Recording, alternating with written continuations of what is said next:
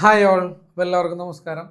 ആം, ഇന്നിപ്പോൾ നമ്മൾ ഡിസ്കസ് ചെയ്യാൻ പോകുന്നത് 10ാം ക്ലാസ്സിൽ തന്നെ മൂന്നാമത്തെ ചാപ്റ്റർ ആയിട്ടുള്ള vision and world of colours അല്ലേ, കാഴ്ചയും വർണ്ണങ്ങളുടെ ലോകവും എന്ന് പറയുന്ന മൂന്നാമത്തെ ചാപ്റ്ററാണ് നമ്മൾ ഇന്ന് ഡിസ്കസ് ചെയ്യാൻ പോകുന്നത്. Yes, the world of colours and vision, കാഴ്ചയും വർണ്ണങ്ങളുടെ ലോകവും. ശരിക്കും പറഞ്ഞു കഴിഞ്ഞാൽ ഈ ഒരു ചാപ്റ്ററിൽ നമ്മൾ ഡിസ്കസ് ചെയ്യാൻ പോകുന്നത്, ഈ ഒരു ചാപ്റ്ററിൻ്റെ ഫസ്റ്റ് ഭാഗമാണത്. ഇവിടെ നമ്മൾ ഡിസ്കസ് ചെയ്യാൻ പോകുന്നത്, അല്ലെങ്കിൽ ഈ ചാപ്റ്ററിൽ കൂടുതലായിട്ടും നമ്മൾ പഠിക്കാൻ പോകുന്നത് ലൈറ്റുമായിട്ടും കളേഴ്സുമായിട്ടും ബന്ധപ്പെട്ട കുറേ കാര്യങ്ങളാണ്. ഇപ്പോൾ ആക്ച്വലി രണ്ടാമത്തെ ചാപ്റ്ററിൽ നമ്മൾ പഠിച്ചത് ലൈറ്റിൻ്റെ, രണ്ടാമത്തെ ചാപ്റ്റർ നമ്മൾ പഠിച്ചത് എന്താണ്, ശരിക്കും അതും ഒപ്റ്റിക്സ് തന്നെയാണ്. പക്ഷേ അതിൽ ഇമേജ് ഫോർമേഷനുമായിട്ട് ബന്ധപ്പെട്ട കാര്യങ്ങൾ, ഒരു ലൈറ്റ് വഴി ഉണ്ടാകുന്ന പ്രതിബിംബങ്ങളെക്കുറിച്ചും അതിൻ്റെ നേച്ചറിനെ കുറിച്ചും കാര്യങ്ങളൊക്കെയാണ്, അതിൻ്റെ പൊസിഷൻ, നേച്ചർ കാര്യങ്ങളൊക്കെയാണ് നമ്മൾ പഠിച്ചിരുന്നത്. എന്നാൽ ഇവിടെ നമ്മൾ പഠിക്കാൻ പോകുന്നത് പലതരം ലൈറ്റ് ഫിനോമിനൻസിനെ കുറിച്ചാണ് നമ്മൾ പഠിക്കാൻ പോകുന്നത്. ഓക്കെ, അപ്പോൾ അതെന്തെല്ലാമാണ്, അല്ലെങ്കിൽ നമ്മൾ അത് എന്തെല്ലാമാണെന്നല്ല, നമ്മളുടെ ചുറ്റുപാടും നടക്കുന്ന, നമ്മളുടെ ചുറ്റുപാടും നമ്മൾ കാണുന്ന പ്രതിഭാസങ്ങളൊക്കെ തന്നെയാണ് ഇതിൽ പഠിക്കുന്നത്. Okay, yes. അപ്പോൾ ഈ ചാപ്റ്ററിലേക്ക് കിടക്കാം. Chapter 3, the world of colours and vision, കാഴ്ചയും വർണ്ണങ്ങളുടെ ലോകവും. ഇവിടെ നമ്മൾ ചെയ്യാൻ പോകുന്ന ഒരു കാര്യം, ഒരു ലൈറ്റിനെ നമ്മൾ എന്ത് ചെയ്യാണ്, ഒരു ഗ്ലാസ് പ്രിസത്തിലൂടെ ഒരു ലൈറ്റ് കടന്നു പോകുമ്പോഴുണ്ടാകുന്ന കാര്യങ്ങളാണ് നമ്മളോട് ഡിസ്കസ് ചെയ്യാൻ പോകുന്നത്. ആദ്യം ശ്രദ്ധിക്കേണ്ട കാര്യം എന്താണെന്ന് വെച്ച് കഴിഞ്ഞാൽ, ഇത് പരീക്ഷയ്ക്ക് ഡയഗ്രാം സ്ഥിരമായിട്ട് ചോദിക്കാറുണ്ട്. ആ ഡയഗ്രത്തിനൊരു പ്രത്യേകതയുണ്ട്. ഈ ഡയഗ്രാം എന്തായാലും പരീക്ഷയ്ക്ക് ചോദിച്ച് കാണാറുണ്ട്. ചോദിക്കുന്നത് ഇങ്ങനെയാണ്, അതായത് പകുതി തന്നിട്ടുണ്ടാവുന്ന ഈ ഡയഗ്രത്തിൻ്റെ പകുതി ഭാഗമേ തന്നിട്ടുണ്ടാവുള്ളൂ. അതായത് ഇത്രയും ഭാഗം തന്നിട്ടുണ്ടാവും, മനസ്സിലായില്ലേ? ബാക്കി നമ്മളോട് ഫില്ല് ചെയ്യാൻ പറയും. ഇതാണ് സംഭവിക്കുന്നത്. Okay, so refraction through glass prism വളരെ ഇമ്പോർട്ടൻ്റ് ആണ്. ഒന്നുമില്ല, ഇതൊരു ഗ്ലാസ് പ്രിസമാണ് ഇവിടെ വെച്ചിരിക്കുന്നത്. ആ ഗ്ലാസ് പ്രിസത്തിലേക്ക് ഒരു ലേസറിൽ നിന്ന്, ഒരു ലേസർ ബീമിൽ നിന്ന് ലൈറ്റ് അടിക്കുകയാണ്. ആക്ച്വലി നമ്മളിവിടെ നോക്കിക്കഴിഞ്ഞാൽ മനസ്സിലാകുന്ന ഒരു കാര്യമുണ്ട്, അതായത് ലേസർ ബീമിൽ നിന്നുള്ള ലൈറ്റ് നേരെ ഈ വരുന്ന വഴിക്കാണെങ്കിൽ നേരെ ഇങ്ങനെയാണ് പോകേണ്ടത്, ശരിയല്ലേ? പക്ഷെ അങ്ങനെയാണോ ആ ലൈറ്റ് ബീം പോകുന്നത്? ആണോ? അല്ല. അവിടെ നേരെ വന്നതിന് ശേഷം ഈ ഒരു പോയിന്റിൽ വെച്ച് ലൈറ്റിന് എന്ത് സംഭവിക്കുന്നു? ബെൻഡിങ് സംഭവിക്കുന്നു. അതായത് ബെൻഡിങ് സംഭവിക്കുന്നു എന്ന് പറഞ്ഞു കഴിഞ്ഞാൽ ആ ലൈറ്റിന് സംഭവിക്കുന്ന ബെൻഡിങ്ങിനെ നമ്മൾ വിളിക്കുന്ന പേരെന്താ? നമ്മൾ ഫസ്റ്റ് ചാപ്റ്ററിലൊക്കെ പഠിച്ചിട്ടുണ്ടല്ലോ, എന്താണത്? റിഫ്രാക്ഷൻ. യെസ്, അതായത് ഈ എൻഡിൽ വെച്ച് ലൈറ്റിന് റിഫ്രാക്ഷൻ സംഭവിക്കുന്നു. റിഫ്രാക്ഷൻ സംഭവിക്കാനുള്ള കാര്യം എന്താണ്? റിഫ്രാക്ഷൻ സംഭവിക്കാനുള്ള കാര്യം അതെന്തുകൊണ്ടാണെന്ന് വെച്ച് കഴിഞ്ഞാൽ, ഈ ലൈറ്റ് വരുന്നത് എയറിൽ നിന്നുമാണ്. എയർ അല്ലെങ്കിൽ വായു എന്ന് പറയുന്ന മീഡിയത്തിൽ നിന്നുമാണ് വരുന്നത്. അതെന്തിലേക്കാണ് കയറുന്നത്? പ്രിസം. ഇത് ഗ്ലാസ് പ്രിസം അല്ലേ, അപ്പോൾ ഗ്ലാസ്സിലേക്കാണ് കയറുന്നത്. അപ്പോൾ ഒരു മീഡിയത്തിൽ നിന്നും മറ്റൊരു മീഡിയത്തിലേക്ക് ലൈറ്റ് എന്താണ്, ചരിഞ്ഞു പതിക്കുകയാണ്. ഒബ്ലിക്വലി ഒരു മീഡിയത്തിൽ നിന്നും മറ്റൊരു മീഡിയത്തിലേക്ക് കടക്കുമ്പോൾ ആ ലൈറ്റിൻ്റെ പാത്തിന് എന്ത് സംഭവിക്കുമെന്ന് നമുക്കറിയാം, ഒരു ഡീവിയേഷൻ സംഭവിക്കുമെന്ന് നമുക്കറിയാം. അതാണ് ഇവിടെ സംഭവിക്കുന്നത്. അതായത് ഈ പോയിന്റിൽ ലൈറ്റിന് എന്ത് സംഭവിച്ചു? റിഫ്രാക്ഷൻ സംഭവിച്ച. ഈ പോയിന്റിൽ വെച്ച് ലൈറ്റിന് റിഫ്രാക്ഷൻ അഥവാ അപവർത്തനം സംഭവിച്ചു. ക്ലിയർ ആണല്ലോ? അതേപോലെ അടുത്തത് നിങ്ങളൊന്ന് നോക്കി. ഇവിടെ എത്തിയ ലൈറ്ററെ നേരെയല്ലേ പോകേണ്ടത്? ഇങ്ങനെയല്ലേ ആക്ച്വലി ലൈറ്ററെ പോകേണ്ടത്? എന്നാൽ അങ്ങനെ പോകുന്നതിന് പകരം അവിടെയും എന്ത് സംഭവിച്ചു? ഒരു നേരിയ ബെൻഡിങ് സംഭവിച്ചിട്ടുണ്ട് ലൈറ്റിന്, അല്ലേ? ബെൻഡിങ് സംഭവിച്ചിട്ട് ആ ലൈറ്ററെ നേരെ ബെൻഡ് ചെയ്താണ് പോയത്. ക്ലിയർ ആണല്ലോ? സോ ഇതാണ് ഗ്ലാസ് പ്രിസത്തിലൂടെയുള്ള റിഫ്രാക്ഷൻ, അപവർത്തനം. ഓക്കെ, ഗ്ലാസ് പ്രിസത്തിലൂടെയുള്ള അപവർത്തനം, ഇത് വളരെ ഇമ്പോർട്ടൻ്റ് ആണ്, നോക്കിയിട്ടുണ്ടാവണം. ഈ ചിത്രം നോക്കിക്കഴിഞ്ഞാൽ 2 സ്ഥലങ്ങളിലാണ് ലൈറ്റിന് റിഫ്രാക്ഷൻ സംഭവിക്കുന്നത്. ലൈറ്റിന് അപവർത്തനം സംഭവിക്കുന്നത് 2 സ്ഥലങ്ങളിലാണ്.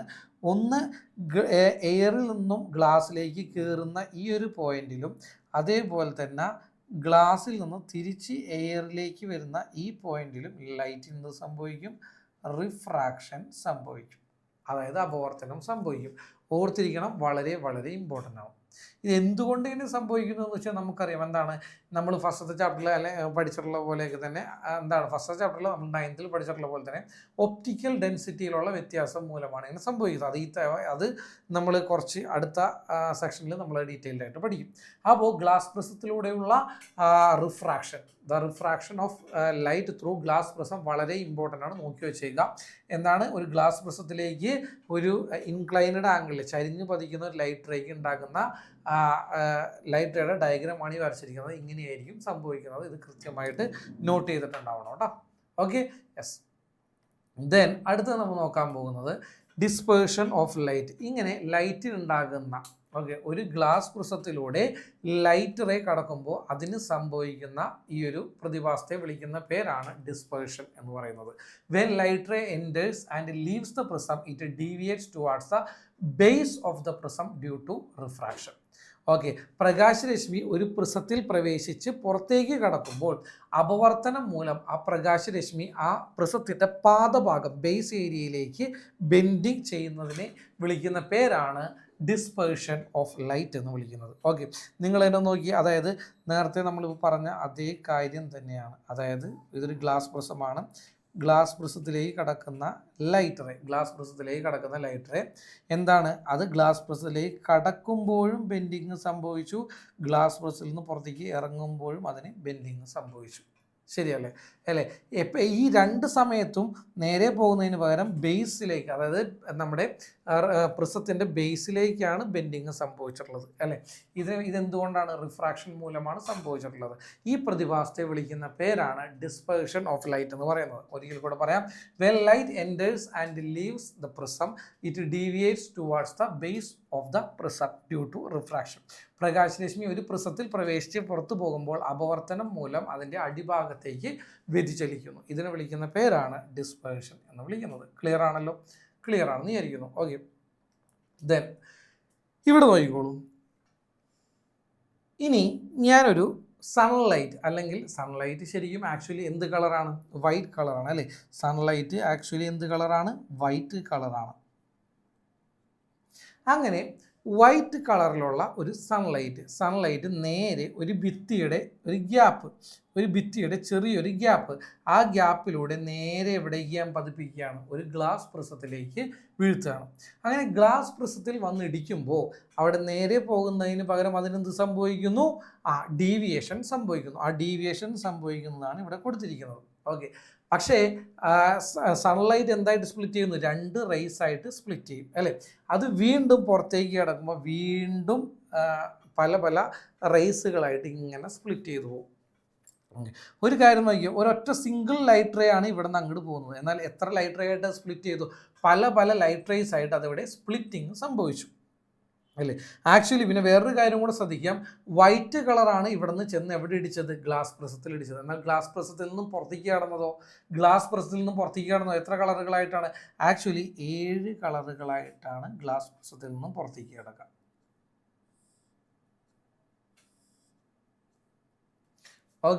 അതിൽ ഏറ്റവും കൂടുതൽ ഡീവിയേഷൻ സംഭവിച്ചത് ഈ കാണുന്ന വയലറ്റിനാണ്. ഏറ്റവും കൂടുതൽ ഡീവിയേഷൻ സംഭവിച്ചത് ഈ കാണുന്ന വയലറ്റിനാണ്. ഏറ്റവും കുറവ് ഡീവിയേഷൻ സംഭവിച്ചത് റെഡിനാണ്. ഏറ്റവും കുറവ് ഡീവിയേഷൻ സംഭവിച്ചത് റെഡിനും ഏറ്റവും കൂടുതൽ ഡീവിയേഷൻ സംഭവിച്ചത് ഏറ്റവും കുറവ് ഡീവിയേഷൻ സംഭവിച്ചത് റെഡിന് കറക്റ്റാണ്. ഏറ്റവും കൂടുതൽ ഡീവിയേഷൻ സംഭവിച്ചത് വയലറ്റിനുമാണ്. ക്ലിയർ ആണല്ലോ? യെസ്. അതായത് ഇപ്പോൾ നമ്മളിവിടെ നോക്കുന്നത് ഒരു സൺലൈറ്റ് അഥവാ ഒരു വൈറ്റ് ലൈറ്റ് ഒരു ഗ്ലാസ് പ്രിസത്തിലൂടെ പോകുമ്പോൾ എന്ത് മാറ്റങ്ങളാണ് വരുന്നത്? നമുക്കറിയാം, ഒരു സൺലൈറ്റ് ഒരു ഗ്ലാസ് പ്രിസത്തിലൂടെ പോയപ്പോൾ എന്താ സംഭവിച്ചത്? അത് പല കളറുകളായിട്ട് സ്പ്ലിറ്റ് ചെയ്തു. എന്നിട്ട് മുകളിൽ റെഡ് കളറും താഴെ വയലറ്റ് കളറും വന്നു. ഓക്കെ ആണല്ലോ? ഇവിടെ ഏറ്റവും കൂടുതൽ ഡീവിയേഷൻ സംഭവിച്ച കളർ ഏതാണ്? റെഡ് കളറും ഏറ്റവും കുറവ് ഡീവിയേഷൻ സംഭവിച്ച കളർ വയലറ്റ് കളറും. അതിൻ്റെ ഇടയിൽ ഞാൻ പറഞ്ഞു ബാക്കി കളറുകൾ അതിൻ്റെ ഇടയിലുണ്ട് കേട്ടോ. Violet, indigo, blue, green, yellow, orange, red. Violet താഴെയല്ലേ? Indigo, blue, green, yellow, orange, red. ഇങ്ങനെ violet, indigo, blue, green, yellow, orange, red. ഇങ്ങനെയാണ് 7 കളറുകളായിട്ട് സ്പ്ലിറ്റ് ചെയ്യുന്നത്. ആക്ച്വലി ഇതിനെയാണ് നമ്മൾ എന്തെന്ന് പറയുന്നത്, ഡിസ്പേർഷൻ എന്ന് പറയുന്നത്. അതായത് ഒരു വൈറ്റ് ലൈറ്റ് അല്ലെങ്കിൽ സൺലൈറ്റ് അതിൻ്റെ കൺസ്റ്റിറ്റ്യൂവൻറ്റ് കളേഴ്സ് ആയിട്ട് സ്പ്ലിറ്റ് ചെയ്യുന്ന ഈ പ്രോസസ്സാണ് ശരിക്കും എന്തെന്ന് പറയുന്നത്, എന്തെന്ന് പറയുന്നത്, ഡിസ്പേർഷൻ എന്ന് പറയുന്നത്. ക്ലിയർ ആണല്ലോ. ഇങ്ങനെ ഈ ഡിസ്പേർഷൻ്റെ ഫലമായിട്ട് ഒന്ന് ആലോചിച്ച് നോക്കി നിങ്ങൾ, ഒരു ഡിസ്പേർഷൻ്റെ ഫലമായിട്ട് നമുക്കിവിടെ എത്ര കളറുകൾ കിട്ടി? 7 കളറുകൾ കിട്ടി. Violet, indigo, blue, green, yellow, orange, red അല്ലേ. നമ്മളെന്തായാലും വിബ്ജിയോർ എന്ന് പറയും അല്ലേ, വിബ്ജിയോർ എന്ന് പറയും. Violet, indigo, blue, green, yellow, orange, red, 7 കളറുകളായില്ല. 1 2 3 4 5 6 VIBGYOR എന്ന് പറയും. ഇങ്ങനെ 7 കളറുകൾ കിട്ടി. അതിൽ ഏറ്റവും കൂടുതൽ ഡീവിയേഷൻ ഉള്ളത് വയലറ്റ് കളറിനും ഏറ്റവും കുറവ് ഡീവിയേഷൻ ഉള്ളത് റെഡ് കളറിനുമാണ്. ക്ലിയർ ആണല്ലോ. അതെന്തുകൊണ്ട് അങ്ങനെ സംഭവിച്ചു എന്നുള്ളതിൻ്റെ കാര്യം നമുക്കതിന് ശേഷം ഡിസ്കസ് ചെയ്യാം. ഇവിടെ ഞാൻ പറയാൻ പോകുന്ന കാര്യം എന്താണെന്ന് വെച്ച് കഴിഞ്ഞാൽ, ഇങ്ങനെ സൺലൈറ്റ് ആക്ച്വലി നിങ്ങളൊരു കാര്യം മനസ്സിലാക്കേണ്ടത്, ഒരു സിംഗിൾ കളർ ലൈറ്റ് അല്ലേ, അതായത് വൈറ്റ് കളറുകളാണ് ഇവിടെ നിന്ന് എത്ര കളറുകളായിട്ട് സ്പ്ലിറ്റ് ചെയ്തത്? 7 കളറുകളായിട്ട് സ്പ്ലിറ്റ് ചെയ്തത്. എന്ന് വെച്ച് കഴിഞ്ഞാൽ നമ്മൾ മനസ്സിലാക്കേണ്ട കാര്യം, ഈ വൈറ്റ് കളർ, ഈ സൺലൈറ്റിൻ്റെ കളർ വൈറ്റ് അല്ലേ, ഈ വൈറ്റ് കളറിൻ്റെ ഉള്ളിൽ എത്ര കളറുകൾ ഉണ്ടായിരുന്നു? 7 കളറുകൾ ഉണ്ടായിരുന്നു എന്നാണ് നമ്മൾ മനസ്സിലാക്കേണ്ടത്. ഈ വൈറ്റ് കളർ എന്ന് പറഞ്ഞു കഴിഞ്ഞാൽ ഒന്നിലധികം കളറുകളുടെ മിക്സ്ചറാണ് എന്തെന്ന് പറയുന്നത് ഈ വൈറ്റ് ലൈറ്റ്. അതുകൊണ്ട് തന്നെ ഈ സൺലൈറ്റ് അല്ലെങ്കിൽ വൈറ്റ് ലൈറ്റിനെ നമ്മൾ വിളിക്കുന്ന പേരാണ് കോമ്പോസിറ്റ് ലൈറ്റ് എന്ന് വിളിക്കും. കോമ്പോസിറ്റ് ലൈറ്റ്, അതായത് മലയാളത്തിൽ പറഞ്ഞാൽ സമന്വിത പ്രകാശം. ഓക്കെ, അതായത് വ്യത്യസ്ത വർണ്ണങ്ങൾ ചേർന്നിട്ടുള്ള കളറാണ് സൺലൈറ്റ് എന്ന് പറയുന്നത്. വ്യത്യസ്ത കളറുകളുണ്ട് സൺലൈറ്റിൽ.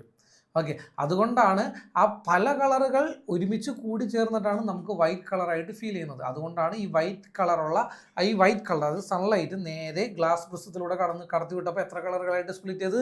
7 കളറുകളായിട്ട് സ്പ്ലിറ്റ് ചെയ്ത്. എന്ന് വെച്ച് കഴിഞ്ഞാൽ വൈറ്റ് കളറിൽ എത്ര കളറുകൾ അടങ്ങിയിരിക്കുന്നു? 7 കളറുകൾ അടങ്ങിയിരിക്കുന്നു. അങ്ങനെ ഒന്നിലധികം കളറുകൾ ചേർന്നിട്ടുള്ള ലൈറ്റിനെ നമ്മൾ വിളിക്കുന്ന പേരാണ് കോമ്പോസിറ്റ് ലൈറ്റ് അഥവാ സമന്വിത പ്രകാശം. ക്ലിയർ ആണല്ലോ പറഞ്ഞത്? യെസ്. അങ്ങനെ സമന്വിത കോമ്പോസിറ്റ് ലൈറ്റ് അതിൻ്റെ കോൺസ്റ്റിറ്റ്യൂവൻറ്റ് കളേഴ്സ് ആയിട്ട് സ്പ്ലിറ്റ് ചെയ്യുകയാണ് അവിടെ സംഭവിക്കുന്നത്. കോൺസ്റ്റിറ്റ്യൂവൻറ്റ് കളേഴ്സ് കോമ്പോസിറ്റ് ലൈറ്റ് അതിൻ്റെ കോൺസ്റ്റിറ്റ്യൂവൻറ്റ് കളേഴ്സ് ആയിട്ട് സ്പ്ലിറ്റ് ചെയ്യുന്ന പ്രതിഭാസമാണ് ഇവിടെ സംഭവിച്ചത്. ഇതിനെയാണ് നമ്മൾ എന്തെന്ന് വിളിക്കുന്നത്? ഡിസ്പേർഷൻ അഥവാ പ്രകീർണനം എന്ന് വിളിക്കുന്നത്. യെസ്, നമുക്കത് നോക്കാം. Yes, the light composed of different color is a composite light. എന്താണ് കോമ്പോസിറ്റ് ലൈറ്റ് അല്ലെങ്കിൽ സമന്വിത പ്രകാശം എന്നാണ് പറയുന്നത്. എന്താണ്? വ്യത്യസ്ത വർണ്ണങ്ങൾ കൂടിച്ചേർന്നുണ്ടാകുന്ന ലൈറ്റിനെയാണ് നമ്മൾ സമന്വിത പ്രകാശം എന്ന് പറയുന്നത്. Okay, dispersion of light is the phenomenon of splitting up of a composite light into its constituent colors. Okay, സമന്വിത പ്രകാശം അതിൻ്റെ ഘടക വർണ്ണങ്ങളായിട്ട് വേർതിരിയുന്ന ആ പ്രതിഭാസത്തെ വിളിക്കുന്ന പേരാണ് പ്രകീർണനം അഥവാ ഡിസ്പേർഷൻ.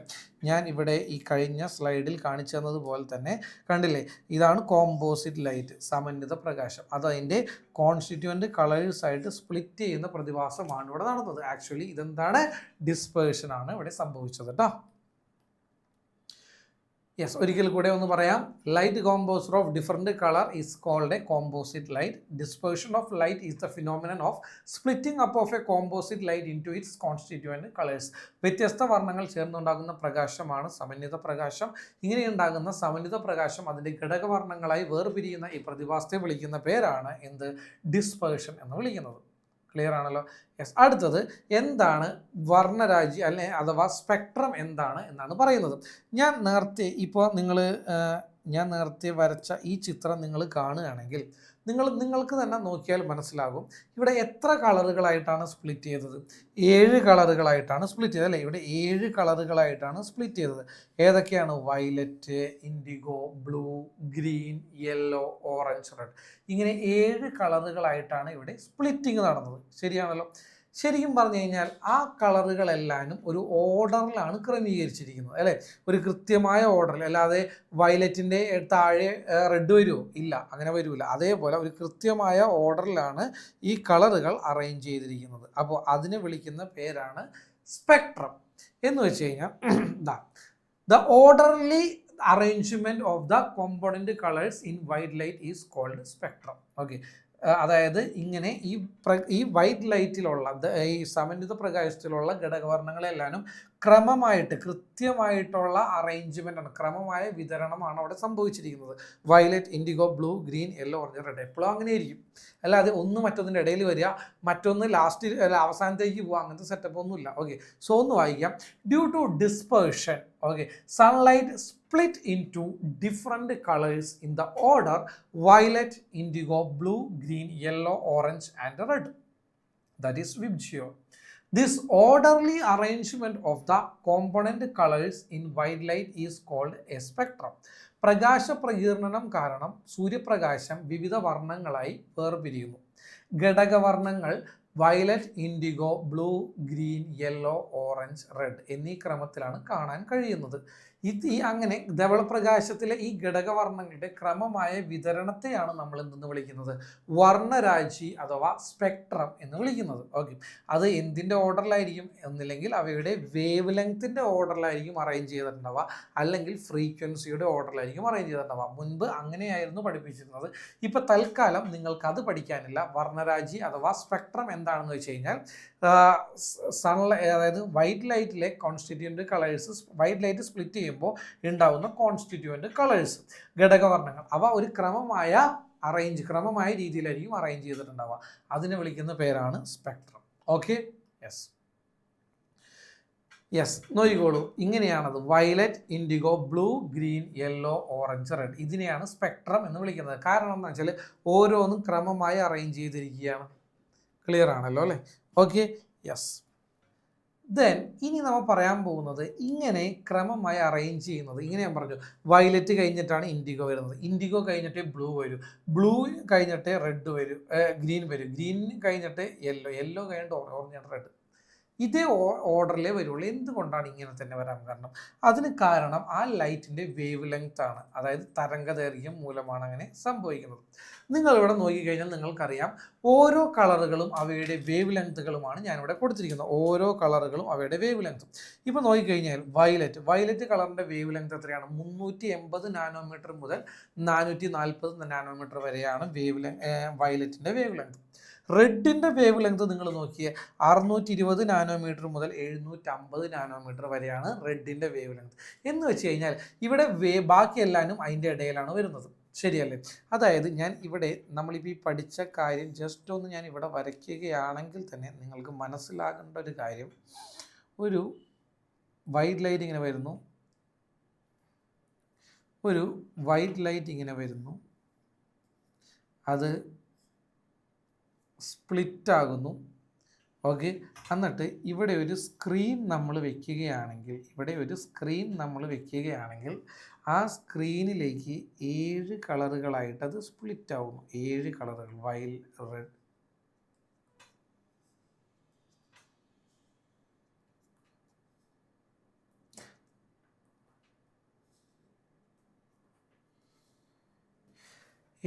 കളറുകളായിട്ട് സ്പ്ലിറ്റ് ആവുന്നു. ഇതിൽ ഏറ്റവും മുകളിൽ റെഡ് ആയിരിക്കും, താഴെ വയലറ്റ് ആയിരിക്കും. അതാണ് ഇവിടെ കൊടുത്തിരിക്കുന്നത്. കാരണം വയലറ്റിന് നോക്കിക്കഴിഞ്ഞ് കഴിഞ്ഞാൽ വേവ് ലെങ്ത് ഏറ്റവും കുറവാണ് വയലറ്റിന്, റെഡിന് വേവ് ലെങ്ത് ഏറ്റവും കൂടുതലാണ്. അപ്പോൾ വയലറ്റിന് വേവ് ലെങ്ത് അഥവാ തരംഗദൈർഘ്യം എന്താണ്? ഏറ്റവും കുറവാണ്. ഇനി നിങ്ങൾ ഈ ചിത്രം നോക്കി, വേവ് ലെങ്ത് ആണ് ഏറ്റവും കൂടുതൽ ഡീവിയേഷൻ സംഭവിച്ചിരിക്കുന്നത്, അല്ലേ? വ്യതിയാനം സംഭവിച്ചിരിക്കുന്നത് വയലറ്റാണ്. അതായത് വേവ് ലെങ്ത് കുറയുമ്പോൾ എന്ത് സംഭവിക്കുന്നു? ഡീവിയേഷൻ കൂടുന്നു. അതാണ് ഇത് മനസ്സിലാക്കേണ്ട കാര്യം. വയലറ്റിന് വേവ് ലെങ്ത് കുറവാണ്, അതുകൊണ്ട് വയലറ്റിന് ഏറ്റവും കൂടുതൽ ഡീവിയേഷൻ സംഭവിക്കുന്നു. എന്നാൽ റെഡിൻ്റെ കേസ് എടുത്ത് നിങ്ങൾ റെഡിന് വേവ് ലെങ്ത് ഏറ്റവും കൂടുതലാണ്, അല്ലേ? റെഡിന് വേവ് ലെങ്ത് ഏറ്റവും കൂടുതലാണ്. അതുകൊണ്ട് തന്നെ റെഡിന് ഡീവിയേഷൻ ഏറ്റവും കുറവാണ്. കേട്ടോ, വളരെ കുറച്ച് ഡീവിയേഷനേ സംഭവിച്ചിട്ടുള്ളൂ, ബാക്കി എല്ലാ കളറിനും നല്ലോണം ഡീവിയേഷൻ സംഭവിച്ചിട്ടുണ്ട്. മനസ്സിലായി? അപ്പോൾ വേവ് ലെങ്ത് കൂടുതലാണെങ്കിൽ അവിടെ ഡീവിയേഷൻ കുറവായിരിക്കും. കേട്ടോ, ഇത് വ്യക്തമായിട്ടുള്ള ഒരു അനാലിസിസ് ആണ്. കാരണം ഞാൻ നേരത്തെ പറഞ്ഞു എന്താണ് ഡിസ്പേർഷൻ. ഇവിടെ ഒരു വൈറ്റ് ലൈറ്റ്, സൺലൈറ്റ് അല്ലെങ്കിൽ ഒരു വൈറ്റ് ലൈറ്റ്, നമ്മളതിന് വേറൊരു പേരും കൂടെ വിളിച്ചു കോമ്പോസിറ്റ് ലൈറ്റ് അഥവാ സമന്വിത പ്രകാശം എന്ന് നമ്മൾ പറഞ്ഞതാണ്. ഇങ്ങനെ ഒരു വൈറ്റ് ലൈറ്റ് അതിൻ്റെ 7 കളറുകളായിട്ട് ഇങ്ങനെ സ്പ്ലിറ്റ് ചെയ്യുന്ന ഈ ഒരു ഫിനോമിനനെ നമ്മൾ വിളിക്കുന്ന പേരാണ് എന്ത്? ഡിസ്പേർഷൻ. ഇങ്ങനെ ഡിസ്പേർഷൻ സംഭവിക്കുമ്പോൾ ഒരു ക്രമമായ ഓർഡറിലാണ് ഈ ലൈറ്റുകൾ ഇങ്ങനെ ഉണ്ടാവുന്നത്. അതായത് ഇവിടെ നോക്കിക്കഴിഞ്ഞ് കഴിഞ്ഞാൽ ഇത് റെഡ്, ഇതെന്താണ്? ഇത് violet, indigo, blue, green, yellow, orange, red. ഇതേ ഓർഡറിലാണ് വരുന്നത്. മനസ്സിലായില്ലേ? വയലറ്റ് കഴിഞ്ഞാൽ ഇൻഡിഗോ, ഇൻഡിഗോ കഴിഞ്ഞാൽ ബ്ലൂ, ബ്ലൂ കഴിഞ്ഞാൽ ഗ്രീൻ, ഗ്രീൻ കഴിഞ്ഞാൽ യെല്ലോ, യെല്ലോ കഴിഞ്ഞാൽ ഓറഞ്ച്, ഓറഞ്ച് കഴിഞ്ഞാൽ റെഡ്. ഇതേ ഓർഡറിൽ നോക്കിക്കോ. ഇങ്ങനെ നമുക്ക് സ്ക്രീനിൽ കിട്ടിയ ഈ ഒരു സാധനം, ഇതിനെയാണ് നമ്മൾ എന്തെന്ന് വിളിക്കുന്നത്? സ്പെക്ട്രം എന്ന് വിളിക്കുന്നത്. എന്തുകൊണ്ടാണ് സ്പെക്ട്രം ഈ ഓർഡറിൽ വരാൻ കാരണം? കാരണം ഇതാണ് എന്ത്? വേവ് ലെങ്ത് ആണ്. കാരണം വേവ് ലെങ്ത് കുറവുള്ള വയലറ്റിന് കൂടുതൽ ഡീവിയേഷൻ സംഭവിക്കും. അതിലും കൂടുതലാണ് ഇൻഡിഗോയ്ക്ക്, അപ്പോൾ അതിലും വയലറ്റിനേക്കാളും കുറവ് ഡീവിയേഷൻ സംഭവിക്കുള്ളൂ. ബ്ലൂവിന് അതിലും കൂടുതലാണ് വേവ് ലെങ്ത്, അപ്പോൾ അതിലും കൂടുതലാണ് അതിലും കുറവ് ഡീവിയേഷൻ സംഭവിക്കും. ഗ്രീനിന് അതിലും കൂടുതലാണ് വേവ് ലെങ്ത്, അതുകൊണ്ട് കുറവ് ഡീവിയേഷന് ഗ്രീനിന് സംഭവിക്കും. അതായത് റെഡിന് വേവ് ലെങ്ത് ഏറ്റവും കൂടുതലാണ്, അതുകൊണ്ട് റെഡിന് ഏറ്റവും കുറവ് ഡീവിയേഷനെ സംഭവിക്കും. ക്ലിയർ ആണല്ലോ? അപ്പോൾ വേവ് ലെങ്ത് ഓഫ് കളേഴ്സ്, കളറുകളുടെ വേവ് ലെങ്ത് അഥവാ തരംഗദൈർഘ്യം പഠിക്കുന്നതിൻ്റെ ഏറ്റവും വലിയ ഇമ്പോർട്ടൻസ് ആണ്. എന്തുകൊണ്ട് സ്പെക്ട്രം ഇതേ ഓർഡറിൽ അറേഞ്ച് ചെയ്തിരിക്കുന്നു. റെഡിന് എന്തുകൊണ്ട് ഏറ്റവും കുറവ് ഡീവിയേഷൻ സംഭവിക്കുന്നു എന്ന് പറഞ്ഞാൽ കൃത്യമായിട്ട് പറയാൻ കഴിയണം. റെഡിന് വേവ് ലെങ്ത് കൂടുതലാണ്, വേവ് ലെങ്ത് കൂടുതലായതുകൊണ്ട് ഡീവിയേഷൻ കുറവായിരിക്കും. വയലറ്റിന് എന്തുകൊണ്ട് മാക്സിമം ഡീവിയേഷൻ സംഭവിക്കുന്നു എന്ന് ചോദിച്ചാൽ കൃത്യമായിട്ട് പറയാൻ കഴിയണം. വയലറ്റിന് ഡീവിയേഷൻ കൂടുതലാണ്, കാരണം വയലറ്റിന് വേവ് ലെങ്ത് വളരെ കുറവായതുകൊണ്ട്. ക്ലിയർ? യെസ്. ദെൻ അങ്ങനെയാണെങ്കിൽ നമുക്ക് അതുമായിട്ട് ബന്ധപ്പെട്ട ക്വസ്റ്റ്യൻസ് നിങ്ങൾ നോക്കുകയാണെങ്കിൽ ഇത് സെയിം നമ്മളിപ്പോൾ പഠിച്ച സെയിം ടേബിൾ തന്നെയാണ് ഞാൻ ഇവിടെ ഇരിക്കുന്നത്. അതായത് വയലറ്റ് അതിന് ഏറ്റവും കുറവ് ഡീവിയേഷനാണ്, റെഡിന് ഏറ്റവും കൂടുതൽ ഡീവിയേഷനാണ്. ഇനി ഇതുമായിട്ട് ബന്ധപ്പെട്ട് വരുന്ന ചോദ്യങ്ങൾ നമുക്ക് ഒന്നാം ചോദ്യം, which colour of light has the shortest wave length? Shortest wave length ഏതാണ്? വയലറ്റിനാണ് ഷോർട്ടസ്റ്റ് വേവ് ലെങ്ത് അല്ലേ? അവിടെ ചോദ്യം, which colour has the longest? ഏത് കളറാണ് ഏറ്റവും കൂടിയ വേവ് ലെങ്ത് ഉള്ളത്? റെഡിനാണ് ഏറ്റവും കൂടിയ വേവ് ലെങ്ത് ഉള്ളത്. അടുത്തൊരു ചോദ്യം നോക്കിയും, which colour deviates the most as it passes? കണ്ട, ത്രൂ ദ പ്രിസം, പ്രിസത്തിലൂടെ കടക്കുമ്പോൾ ഏറ്റവും കൂടുതൽ ഡീവിയേഷൻ സംഭവിക്കുന്ന കളർ ഏതാണ്? വയലറ്റ് ആണ്. മനസ്സിലായില്ലേ? കാരണം എന്താ? വയലറ്റിന് വേവ് ലെങ്ത് ഏറ്റവും കുറവാണ്, അതുകൊണ്ട് കൂടുതൽ ഡീവിയേഷൻ സംഭവിക്കും. മോസ്റ്റ് ഡീവിയേറ്റർ.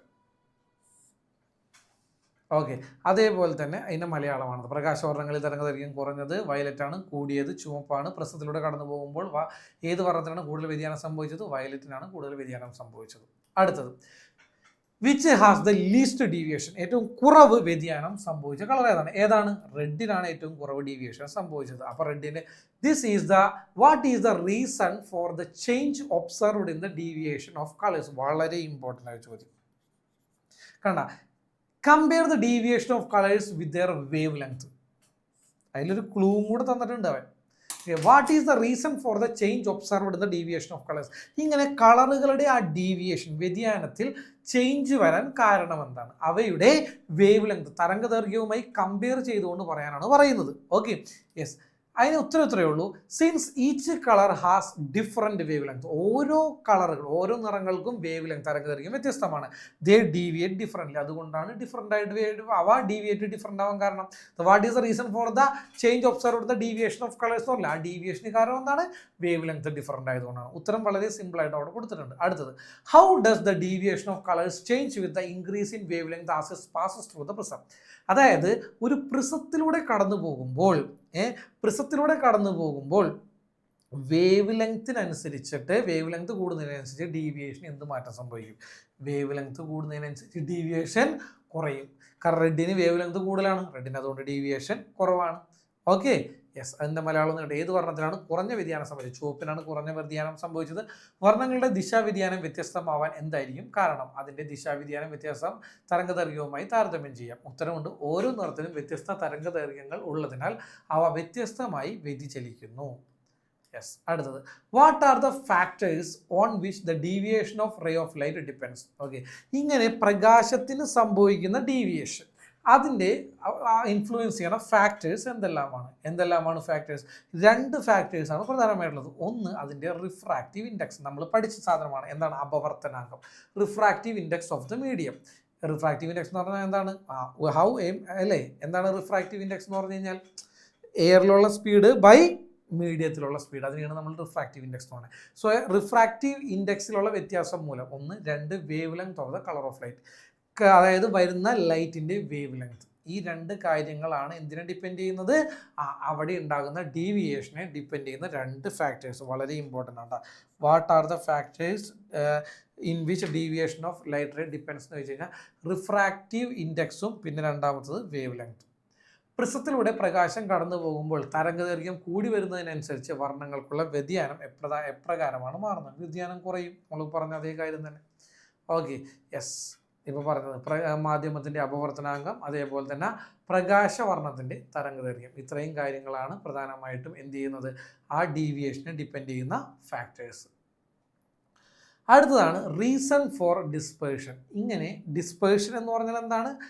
അതായത് ഒരു single light, single colour light, അതായത് നമ്മുടെ സൺലൈറ്റ്, വൈറ്റ് ലൈറ്റ് അതിൻ്റെ കോൺസ്റ്റിറ്റ്യൂവൻ്റ് കളേഴ്സായിട്ട് സ്പ്ലിറ്റ് ചെയ്യുന്ന ആ ഫിനോമിനെ വിളിക്കുന്ന പേരാണ് ഡിസ്പേർഷൻ. ഇങ്ങനെ ഡിസ്പേർഷൻ സംഭവിക്കാനുള്ള കാരണങ്ങൾ എന്തെല്ലാമാണ്? നമുക്ക് ഓരോ കാരണങ്ങളായിട്ട് നമുക്കൊന്ന് നോക്കാം. സോ എന്തൊക്കെ കാര്യങ്ങളാണ് ആ ഡിസ്പേർഷൻ്റെ റീസൺ എന്ന് നമുക്കൊന്ന് നോക്കാം.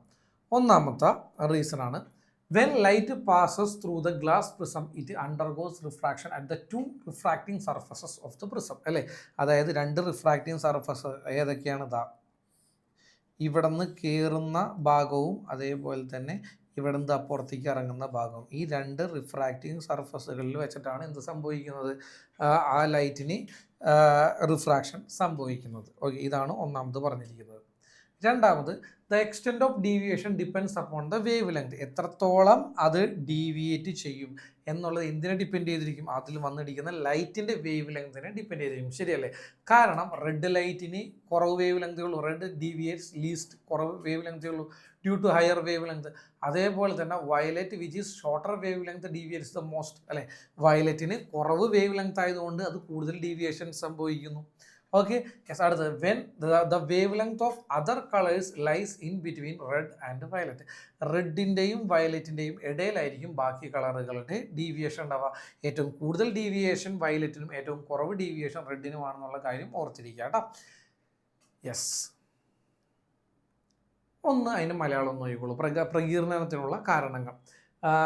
നമ്മുടെ പ്രകാശം ഗ്ലാസ് പ്രിസത്തിലൂടെ കടന്നു പോകുമ്പോൾ പ്രിസത്തിൻ്റെ 2 അപവർത്തന പ്രതലങ്ങളിലും വെച്ച് പ്രകാശരശ്മിക്ക് അപവർത്തനം സംഭവിക്കുന്നു. ഓരോ വർണ്ണത്തിനും ഉണ്ടാകുന്ന ദിശാവ്യതിയാനത്തിൻ്റെ തോത് പ്രകാശത്തിൻ്റെ തരംഗദൈർഘ്യത്തിനനുസരിച്ച് വ്യത്യസ്തമായിരിക്കും. തരംഗദൈർഘ്യം കൂടിയ ചുവപ്പിന് കുറഞ്ഞ വ്യതിയാനം ഉണ്ടാകുന്നു, അതേപോലെ തന്നെ തരംഗദൈർഘ്യം കുറഞ്ഞ വയലറ്റിന് കൂടുതൽ വ്യതിയാനം ഉണ്ടാകുന്നു. മറ്റു വർണ്ണങ്ങളുടെ തരംഗദൈർഘ്യം ചുമപ്പിനും വയലറ്റിനും ഇടയിലായതിനാൽ ആനുപാതികമായി വ്യതിയാനം എന്നുവെച്ചാൽ ബാക്കി കളറുകളുടെ ഡീവിയേഷൻ ചുവപ്പിനും വയലറ്റിനും ഇടയിലായിരിക്കും എന്നാണ് പറയുന്നത്. Okay, yes. അടുത്തതാണ് നമ്മൾ നോക്കാൻ പോകുന്നത് റെയിൻബോ അഥവാ മഴവില്ല്, അല്ലേ? നമ്മളെല്ലാവരും കണ്ട് പരിചയമുള്ളൊരു കാര്യമാണ്. നമ്മൾ ചെറുപ്പം മുതലേ വളരെ അതിശയത്തോടെ നോക്കി നിൽക്കുന്നൊരു കാര്യമാണ് മഴവില്ല്, അല്ലേ?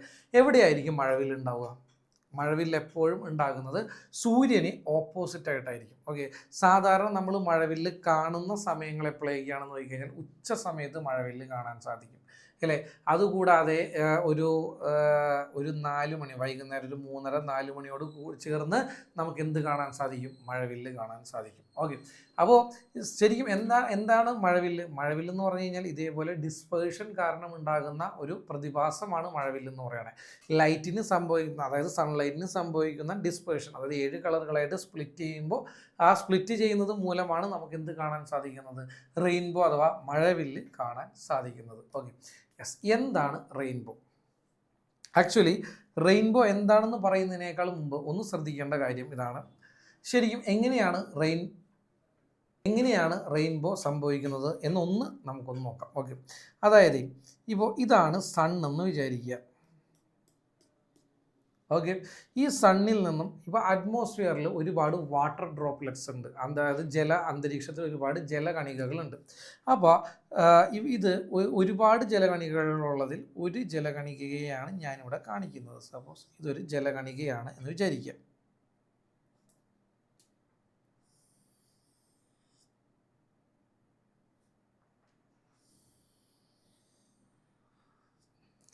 ഇതൊരു ജലകണികയാണെന്ന് വിചാരിക്കുക, ഒരു വാട്ടർ ഡ്രോപ്ലെറ്റ്സ്. ഇവിടേക്ക് വന്ന് വീഴുന്ന light rays,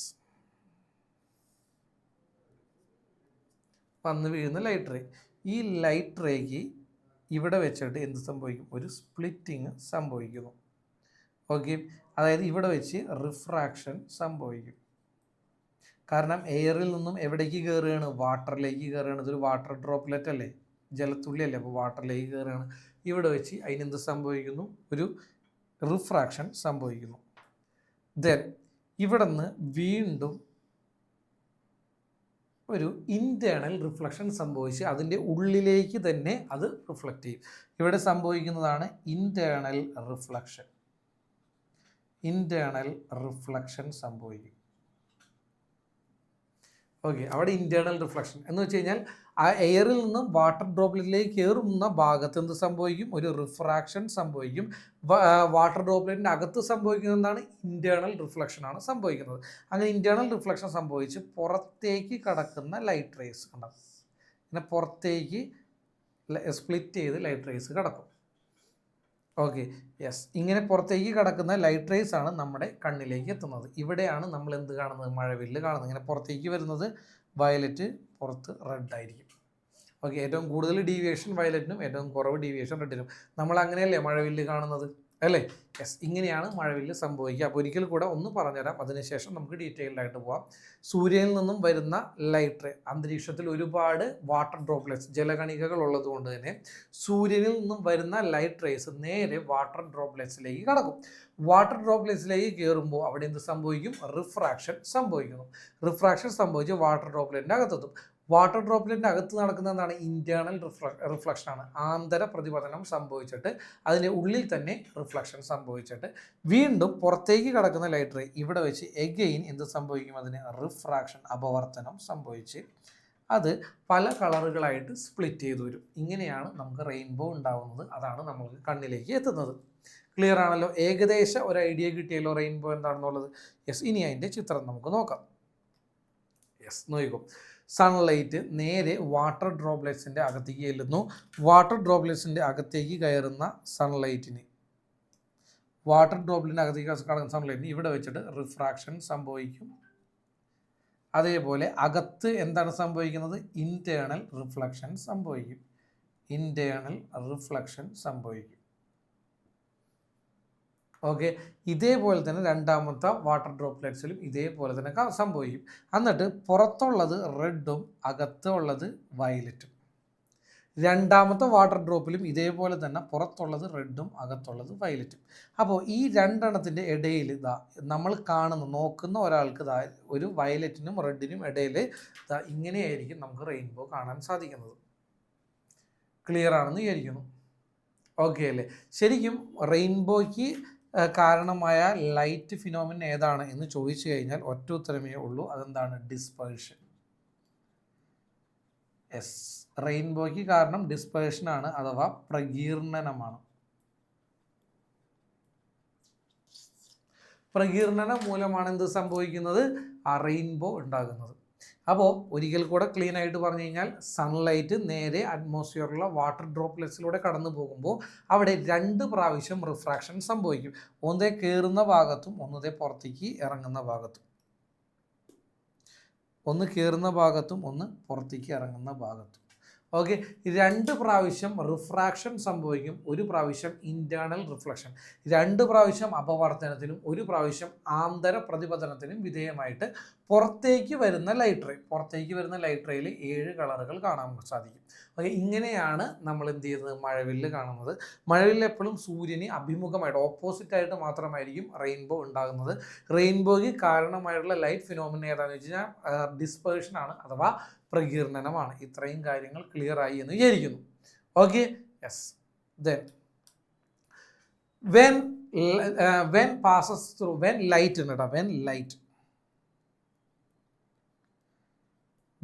light passes through the water droplets where do light rays undergo refraction? ജലകണികളിലൂടെ കടന്നു പോകുന്ന പ്രകാശരശ്മികൾക്ക് എവിടെ വെച്ചാണ് അപവർത്തനം സംഭവിക്കുന്നത്? 2 സ്ഥലങ്ങളിൽ വെച്ച് റിഫ്രാക്ഷൻ സംഭവിക്കും എന്ന് പറഞ്ഞു. എവിടേക്കാണ്? ഒന്ന് വാട്ടർ ഡ്രോപ്ലെറ്റിൻ്റെ അകത്തേക്ക് കയറുന്നത്, എയറിൽ നിന്നും വാട്ടർ ഡ്രോപ്ലെറ്റിലേക്ക് കയറുന്ന സമയത്തും, അതേപോലെ വാട്ടറിൽ നിന്നും എയറിലേക്ക് കടക്കുന്ന സമയത്തും, ഈ 2 സ്ഥലങ്ങളിൽ വെച്ചിട്ടാണ് റിഫ്രാക്ഷൻ സംഭവിക്കുന്നത്. Once as it enters the droplet from the എയറിൽ നിന്നും ഡ്രോപ്ലെറ്റിലേക്ക് കടക്കുമ്പോഴും, അതേപോലെ തന്നെ as it leaves the droplet back to the air, okay, തിരികെ ജലത്തിൽ നിന്നും വായുവിലേക്ക് കടക്കുന്ന അവസരത്തിലുമാണ് എന്ത് സംഭവിക്കുന്നത്? റിഫ്രാക്ഷൻ അഥവാ അപവർത്തനം സംഭവിക്കുന്നത്. Okay, yes. രണ്ടാമത്തത്, what happens to the refracted light rays inside the water droplets? Water droplets ജലകണികളുടെ അകത്ത് വെച്ചിട്ട് ആ റിഫ്രാക്ഷൻ സംഭവിച്ച ലൈറ്റ് റേസിന് ജലകണികളുടെ അകത്ത് വെച്ച് എന്താണ് സംഭവിക്കുക?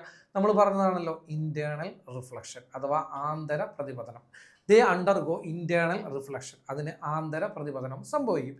ഇനി ആ ഫിനോമിനൻ ഒന്ന് നോക്കിക്കോളൂ, എന്തൊക്കെയാണ് സംഭവിക്കുന്നത് ആ റെയിൻബോ ഉണ്ടാകുന്നത്. A ray of sunlight passing through the water droplets undergo refraction twice and internal reflection once. Okay, എന്താണ് പറയുന്നത്?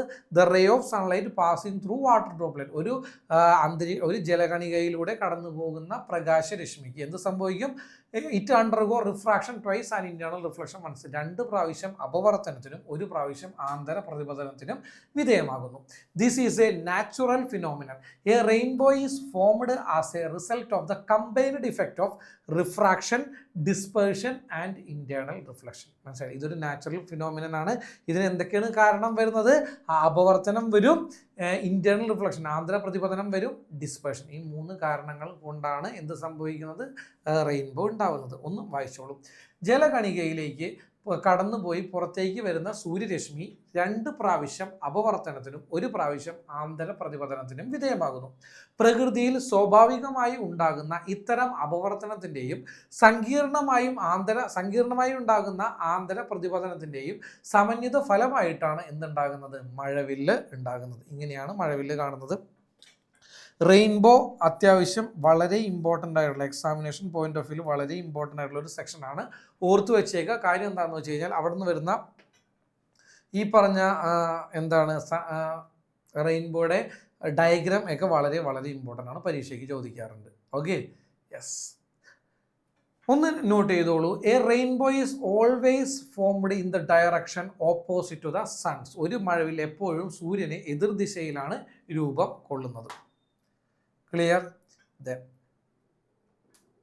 അടുത്തതാണ് recombination of colours of light. Recombination, actually ഈ ഭാഗത്ത് നിന്ന് ചോദ്യം വരുന്നത് എങ്ങനെയാണ് എന്നാണ് നോക്കേണ്ടത്. ഓക്കെ, സാധാരണ ഈ ഭാഗത്ത് നിന്ന് പരീക്ഷയ്ക്ക് ചോദ്യം വരുന്നത് ഇങ്ങനെയാണ്.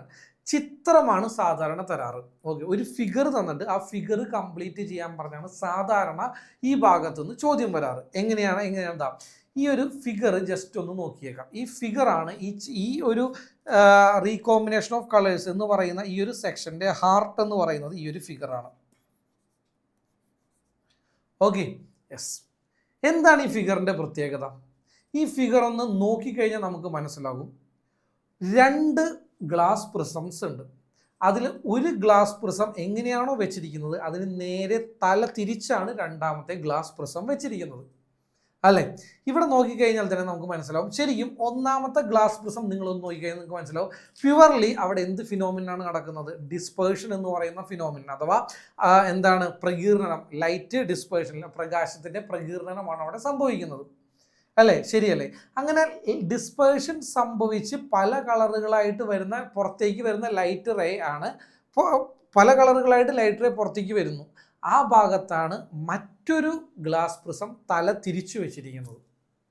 അപ്പോൾ ഇങ്ങനെ പുറത്തേക്ക് വന്ന പല കളറുകളിലുള്ള ലൈറ്റ് റേ എഗെയിൻ വീണ്ടും ഒരുമിച്ച് ചേരുകയാണ്. ഒരുമിച്ച് വന്ന് ഒരു സിംഗിൾ കളറുകളായിട്ട് പുറത്തേക്ക് പോകുന്നു.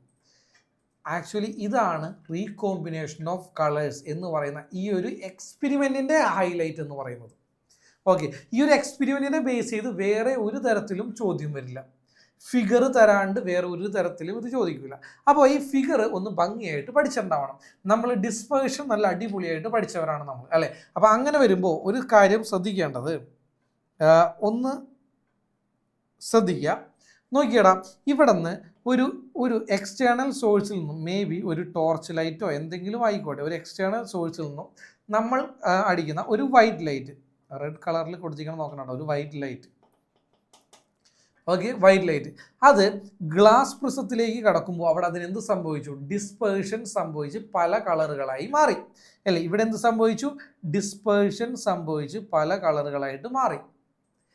അങ്ങനെ പല കളറുകളായിട്ട് മാറിയ ഈ സാധനം പുറത്തേക്ക് കടക്കുമ്പോൾ അവിടെയാണ് നമ്മൾ മറ്റൊരു ഗ്ലാസ് പ്രിസം തല തിരിച്ചു വെച്ചിരിക്കുന്നത്. അതിലേക്ക് കടക്കുമ്പോൾ ഈ സ്പ്ലിറ്റ് ചെയ്ത കളറുകൾ എഗെയിൻ എന്ത് ചെയ്യും? ഒരുമിച്ച് കൂടി ചേർന്ന് ഒരു സിംഗിൾ കളറായിട്ട് പുറത്തേക്ക് പോകും.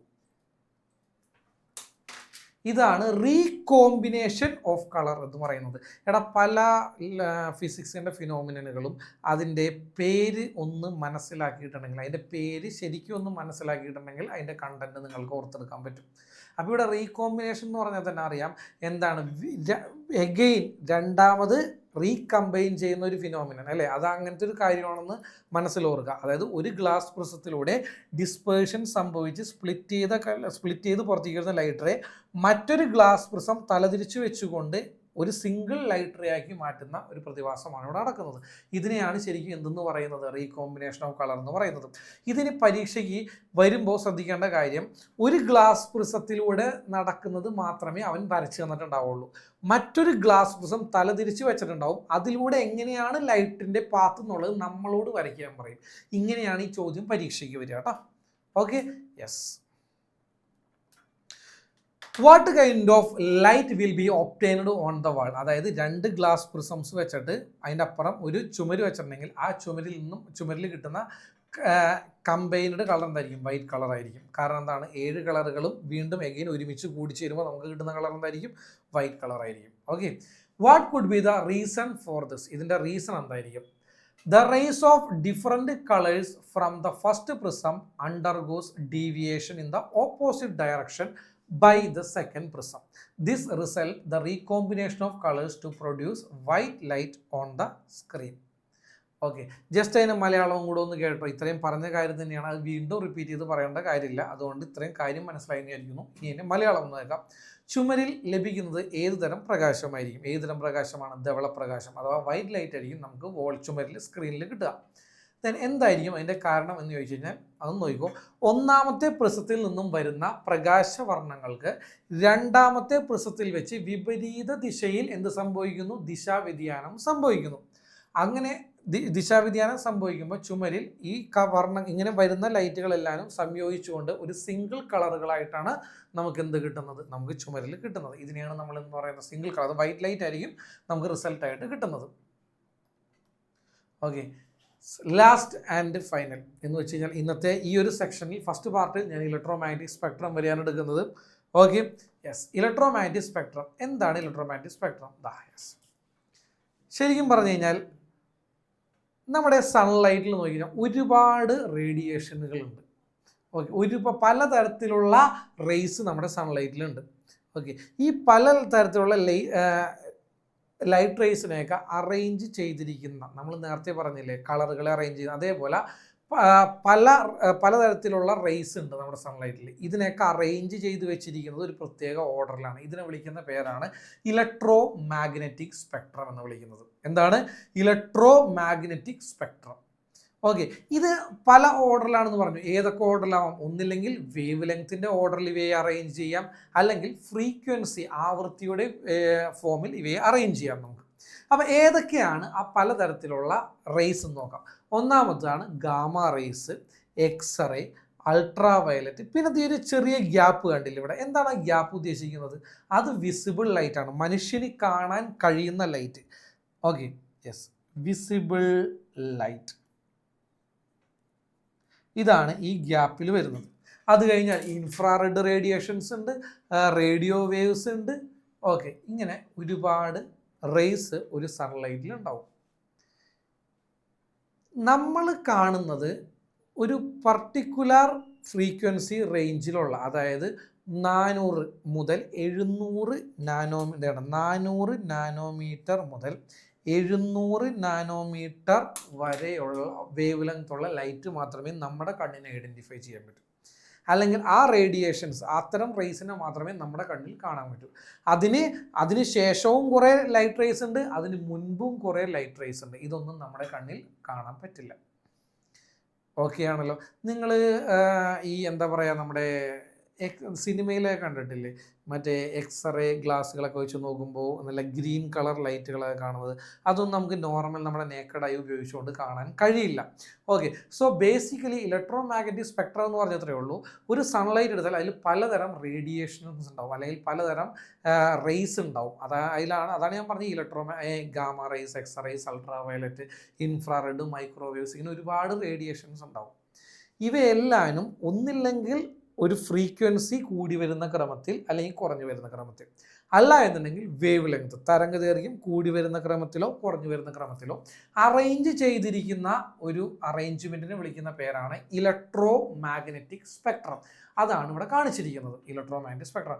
നിങ്ങൾ നോക്കിക്കഴിഞ്ഞാൽ അറിയാം, ഇവിടെ വേവ് ലെങ്ത് കൂടി വരുന്ന ക്രമത്തിലാണ് അറേഞ്ച് ചെയ്തിരിക്കുന്നത്. നോക്കി, വേവ് ലെങ്ത് 400 നാനോമീറ്റർ മുതൽ 700 നാനോമീറ്റർ വരെ വേവ് ലെങ്ത് കൂടി വരുന്ന ക്രമത്തിലാണ് ഈ അറേഞ്ച് ചെയ്തിരിക്കുന്നത്. Okay, yes. നിങ്ങൾക്ക് കൂടുതൽ ഡീറ്റെയിൽഡ് ആയിട്ട് പഠിക്കാനില്ല. പ്ലസ് ടുവിലൊക്കെ ആകുമ്പോഴാണ് നിങ്ങൾക്ക് ഇതിൽ ഓരോന്നിനെ കുറിച്ചും കൂടുതൽ ഡീറ്റെയിൽഡ് ആയിട്ട് പഠിക്കാനുള്ളത്. ജസ്റ്റ് ഈ ഇലക്ട്രോ മാഗ്നറ്റിക് സ്പെക്ട്രം എന്ന് പറയുന്ന സാധനം അങ്ങനെ 10ാം ക്ലാസ്സിലെ കുട്ടികളുടെ ടെക്സ്റ്റിൽ കാണാറില്ല. ഇതാദ്യമായിട്ട് വന്ന് നല്ലൊരു കാര്യമാണ്, ഞാനതിനെ അപ്രീഷിയേറ്റ് ചെയ്തൊരു കാര്യമാണ്. കാരണം പ്ലസ് ടുവിലെ ടോപ്പിക്കുകളും കാര്യങ്ങളൊക്കെ ആയിട്ട് ഒന്ന് പരിചയപ്പെടുന്നത് ഏറ്റവും നല്ലത് തന്നെയാണ്, അല്ലേ? യെസ്. ദെൻ എന്താണ് ഇലക്ട്രോ മാഗ്നറ്റിക് സ്പെക്ട്രം?